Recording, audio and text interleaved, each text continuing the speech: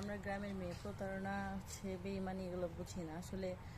মূলত এখানে আসার উদ্দেশ্য একটাই যে ভালো মনের একটা মানুষ, সে আমাকে বুঝবে আর আমিও আমার সবটা দিয়ে চেষ্টা করবো তাকে ভালো রাখার। একটা সংসার ছাড়া একটা মেয়ে মানুষের জীবনে আর কি আছে, সে যদি প্রধানমন্ত্রী হয়। আচ্ছা। আমি এটা মনে করি। অসহায় নারীর প্রতিবেদন। আসসালামু আলাইকুম সুপ্রিয় দর্শক, আপনাদের ভালোবাসা আসলাম এক অসহায় মেয়ের কাছে। আমরা শুনবো তার জীবন কাহিনী। আসসালামু আলাইকুম। ওয়ালাইকুম আসসালাম ভাই, কেমন আছেন? আল্লাহ তালা খুব ভালো রাখছে, তুমি কেমন আছো? আছি আলহামদুলিল্লাহ। আচ্ছা, তোমার নামটা কি একবার জানতে পারি? জি হ্যাঁ, অবশ্যই। আমার নাম হচ্ছে মোসাম্মদ লিজা আক্তার। লিজা আক্তার। তোমার ডিস্ট্রিক্ট কোথায়? নওগাঁ জেলা। নওগাঁ জেলা। জি। যাও, তোমার ফ্যামিলি থেকে কে আছেন? আমার ফ্যামিলিতে আছে মা আর ছোট দুটো বোন।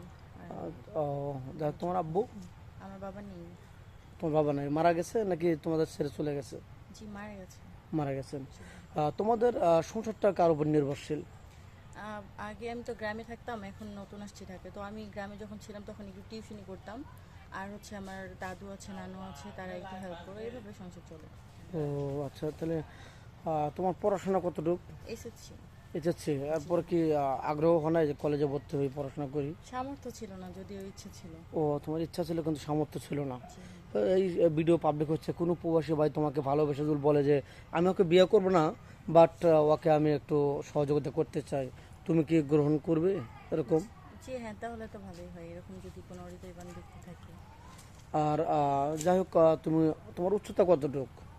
আমার হচ্ছে তো 5 ফুট 8 ইঞ্চি। 5 ফিট আছে, মার্শাল্লাহ, অনেক উচ্চতা। তো যাই হোক, তোমাকে তোমাকে কেউ ভালোবেসে বিয়ে করে বাইরে নিয়ে যেতে চাইলে তোমার কোনো প্রবলেম ফ্যামিলিগত? না, আসলে একটা মেয়ের বিয়ের পর তো তার স্বামীর পরিচয় সবকিছু তো। অবশ্যই। হাজবেন্ড যখন বলবে যে নিয়ে যাবে, তো আমার কি আপত্তি এখানে? ও, তো তোমার লুক সুন্দর, চেহারা ভালো, অনেক কিউট মেয়ে তুমি। তোমার এমন কিছু জীবনে ঘটনা হয়েছে যে তোমার পিছে কেউ অনেক মার্কেটে বা রিক্সাওয়ালা কেউ ভালোবাসার প্রস্তাব দিচ্ছে, এরকম হয়েছে কি? হ্যাঁ, সত্যি কথা বলতে দিচ্ছে, কিন্তু হচ্ছে আমার অ্যাকসেপ্ট করার মতো কোনো ইন্টারেস্ট ছিল না, কারণ আমরা দরিদ্র। আর একটা কথাই বলে গ্রাম অঞ্চলে যে গরিবের হাত ধরলে জাত যায়, তো সেক্ষেত্রে আমার এই কথা আমার মাও বলে, এজন্য রিলেশন করার সাহস পাইনি। আচ্ছা, তোমার চেহারা অনেক ভালো, অনেক সুন্দর মেয়ে। তুমি তুমি তো মুসলমান না? জি হ্যাঁ। নামাজ কালাম তো পড়া হয়। জি হ্যাঁ। আর নামাজ কালাম পড়তে হবে। তো যাই হোক, তোমার পাড়া প্রতিবেশী, তোমার আত্মীয় স্বজন কেউ বিয়ে করতে চায়নি, এরকম কেউ নেই? না, গ্রামের মধ্যে এরকম কোনো কথা হয়নি। গ্রামে কেউ নেই? তো যাই হোক, কোনো প্রবাসী ভাই বা বাংলাদেশে কোনো ভাই এই ভিডিও দেখে তার বউ অসুস্থ বা ছেড়ে চলে গেছে পরকে করে, এরকম মেন যদি তোমাকে বিয়ে করতে চায়, তোমার কোনো প্রবলেম হবে?